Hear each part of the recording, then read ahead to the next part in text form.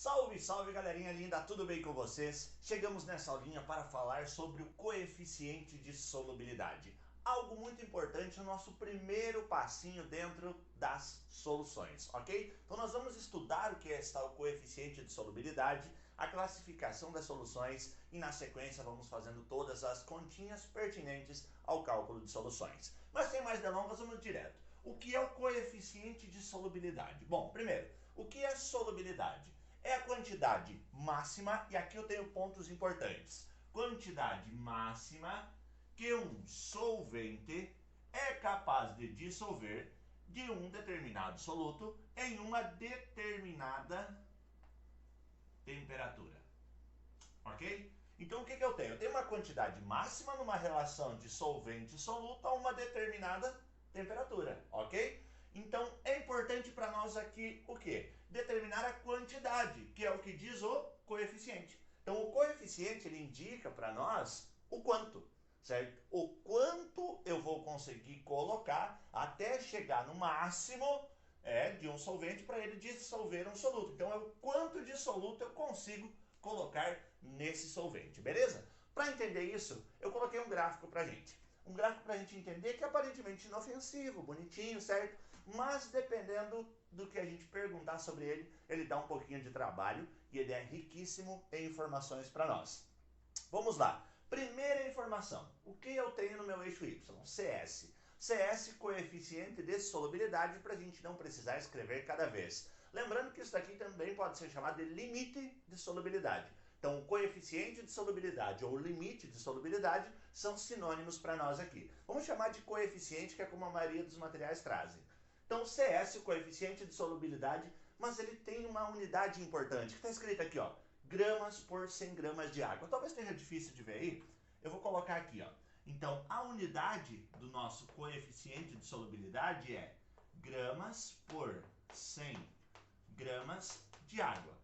Lembrando que 100 gramas de água correspondem aí a 100 ml, a não ser que ele pergunte, certo? A não ser que ele fale para você uma densidade diferente de 1. Mas como padrãozinho gramas por 100 gramas de água, vamos adotar que 100 gramas de água correspondem a 100 ml de água. Então o que quer dizer isso daqui? Vamos olhar. No início do meu gráfico, temperatura no meu eixo X, temperatura 0 graus Celsius. Em 0 graus Celsius eu tenho um limite de solubilidade? Tem. Onde está? Olha no gráfico, ó. Em 0 graus Celsius eu tenho 10. 10 o quê? 10 gramas por 100 gramas de água. Tá vendo que está escrito aqui, ó? Que depende da temperatura? Então, sei lá, vamos chamar esse meu sal aqui de sal A. Um sal hipotético qualquer. Um sal A. Então, quanto eu posso colocar desse sal em água para saber se ela ainda vai dissolver ou não? Então, em 0 graus Celsius, eu posso colocar até 10 gramas desse sal que ele dissolve, ok? Então, em 0 graus Celsius, a gente pode colocar 10 gramas de sal a cada 100 gramas de água, que ainda mistura, ainda tá ok. Agora, se eu aumentar a temperatura, se a temperatura for 20, certo? Se a temperatura for 20, vamos pegar aqui e olhar para o gráfico, 20 graus Celsius, qual é o coeficiente de solubilidade em 20 graus Celsius? Bom, em 20 graus Celsius eu vou olhar que é 30.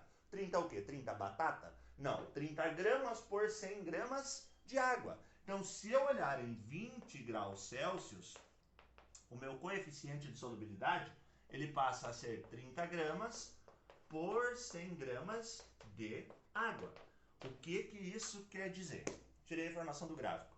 Que se eu pegar uma água a temperatura de 20 graus Celsius, se eu pegar 100 ml dela, eu posso colocar 30 gramas de sal que ele ainda mistura. Ele ainda vai fazer uma chamada solução, certo? Uma mistura homogênea. Se eu colocar até 30. Posso pôr 29? Pode. Posso pôr 28? Pode. Posso pôr só 1 grama? Pode. Porque essa é a quantidade máxima, o 30. Não quer dizer que eu sempre vou ter que colocar os 30. Quer dizer que eu posso chegar até aqui para eu ter, certo? Essa mistura ainda sendo homogênea. Então eu posso chegar até aqui, até o máximo. Se eu ultrapassar, aí já entra em classificação das soluções, que será a nossa próxima aulinha da sequência, tudo bem? Mas percebam uma coisa, ó, que à medida que a temperatura muda, ó, por isso é uma determinada temperatura, se a temperatura muda, a minha solubilidade também muda, ok? E se eu mudar a massa de água? Se não for mais 100 ml, se for 50, se for 200, se for 300, se for 500?